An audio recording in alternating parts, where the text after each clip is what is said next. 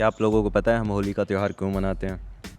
वैसे तो इसके पीछे काफ़ी सारी कहानियाँ आप लोगों ने बचपन में सुनी होंगी, लेकिन इनमें से 6 काफ़ी फ़ेमस कहानियाँ मैं आपको बताता हूँ। तो पहली जो कहानी है वो अपनी कहानी है राधा कृष्ण जी की। तो हमारे देश के अंदर ब्रज क्षेत्र के अंदर यानी मथुरा, वृंदावन, गोकुल, बरसाना हो गया और नंदगांव, ये इनके जो आराध्य देवता हैं भगवान श्री कृष्ण और राधा जी, इनकी जो प्रेम कहानी है इसको होली से जोड़कर देखा जाता है। वसंत ऋतु में रंग खेलना, रंगों से खेलना भगवान श्री कृष्ण की लीलाओं में से एक माना गया है। वहीं इन रंगों के त्यौहार से पहले जो हम होलिका दहन करते हैं इसको बुराई पर अच्छाई की जीत मानी गई है और अहम के अंत के रूप में देखा जाता है। वहीं पे जो दूसरी कहानी है वो शिव पार्वती और कामदेव की मानी जाती है। पुराणों में इस बात का वर्णन मिलता है कि देवी पार्वती भगवान शिव से विवाह करना चाहती थी, परंतु भगवान शिव इस बात से अनजान थे, अपनी तपस्या में लीन थे। ऐसे में कामदेव ने पार्वती जी की मदद करने की मंशा रखी और शिव जी की तपस्या भंग कर दी, जिससे क्रोधित होकर शिव जी ने कामदेव को भस्म कर दिया था। फिर जब शिव जी ने पार्वती को देखा तो उन्हें उनमें अपनी पत्नी दिखाई दी और अपने पत्नी के रूप में स्वीकार कर लिया था। मगर पति की मौत से दुखी कामदेव की पत्नी रति ने भगवान से प्रार्थना की कि हे प्रभु, उन्हें जीवित कर दिया जाए, और उन्होंने जीवित कर दिया और उसी के बाद से हम ये रंगों का त्यौहार मनाते हैं। और जो तीसरी कहानी है वो आई होप आप सबने सुनी होगी, प्रहलाद की। माना जाता है कि प्राचीन काल में हिरण्यकश्यप नाम का एक अत्यंत बलशाली असुर था, जो कि अपने बल के अहंकार के चलते स्वयं को ही ईश्वर मानने लगा था और उसने अपने राज्य के अंदर ईश्वर का नाम लेने पर भी पाबंदी लगा दी थी। तो उसने पाबंदी लगा रखी थी कि कोई ईश्वर का नाम भी नहीं लेगा। लेकिन हिरण्यकश्यप, आयरनी देख रहे हो, हिरण्यकश्यप का जो पुत्र था वो प्रहलाद था। तो प्रहलाद ईश्वर का बहुत बड़ा भक्त निकला और प्रहलाद इतना बड़ा भक्त था कि हिरण्यकश्यप ने उसके ऊपर अनेक कठोर दंड दिए थे, उसके बाद भी उसकी भक्ति चेंज नहीं हुई, उसने भक्ति का मार्ग नहीं छोड़ा। तो हिरण्यकश्यप ने इसका क्या इलाज निकाला कि हिरण्यकश्यप की एक बहन थी होलिका। होलिका को ये वरदान था कि वो आग में भस्म नहीं हो सकती। तो हिरण्यकश्यप के आदेश पर होलिका ने क्या किया कि प्रहलाद को अपनी गोद में बिठाया और आग में जाके बैठ गई। अब हुआ क्या कि आग में बैठने पर होलिका तो जल के भस्म होगी, जिसको कि वरदान था, पर फिर भी वो भस्म होगी और प्रहलाद बच गया, प्रहलाद को कुछ नहीं हुआ। ईश्वर भक्त प्रहलाद की याद में इस दिन को होली के रूप में मनाया जाता है। तो जो चौथी कहानी है वो है कंस और पूतना की कहानी। माता देवकी की कोख में भगवान श्री कृष्ण के जन्म लेने के बाद एक आकाशवाणी हुई थी कि कंस का अंत कृष्ण जी के हाथों होगा।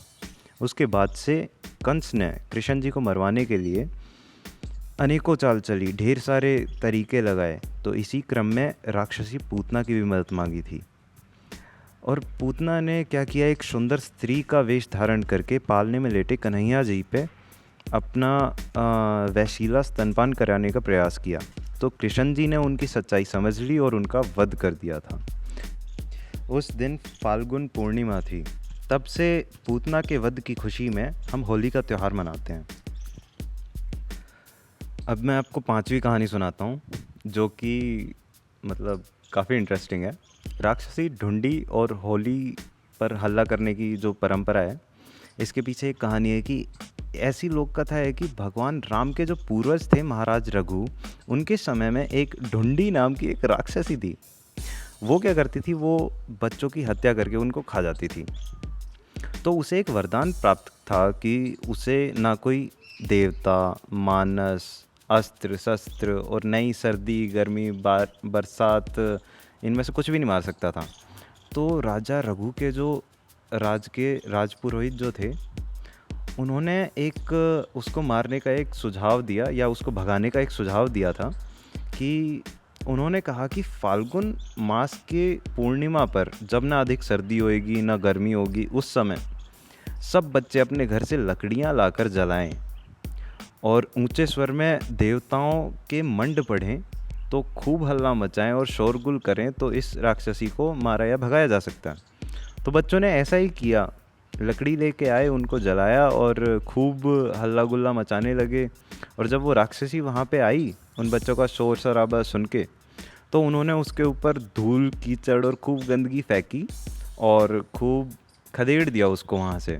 तो इस प्रकार उसका अंत हुआ था और कहते हैं कि तब से हम ये होली पे हल्ला मचाने की परंपरा शुरू हुई थी उसके बाद।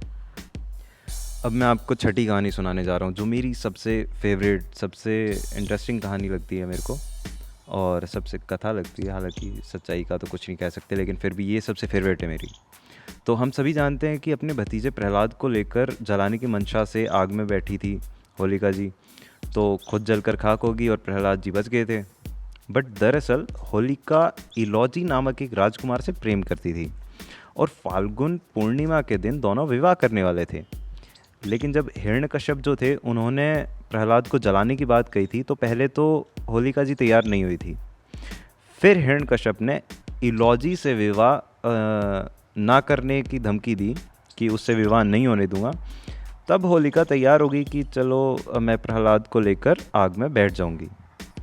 होलिका ने आदेश का पालन किया और चिता पर प्रहलाद को लेकर बैठ गई। लेकिन चुपके से प्रहलाद को अग्निदेव के वरदान से बचा लिया। मतलब वो बचा सकती थी किसी दूसरे को भी, तो उन्होंने उसको बचाया और खुद जलकर खाक हो गई। अगर आपको ये कहानियाँ नहीं पता थी तो आई होप आपको ये इंटरेस्टिंग लगी होंगी, और आपको अगर ये अच्छी लगी ये वीडियो तो प्लीज़ शेयर करिए अपने दोस्तों के साथ जिनको नहीं पता कि होली क्यों मनाई जाती है।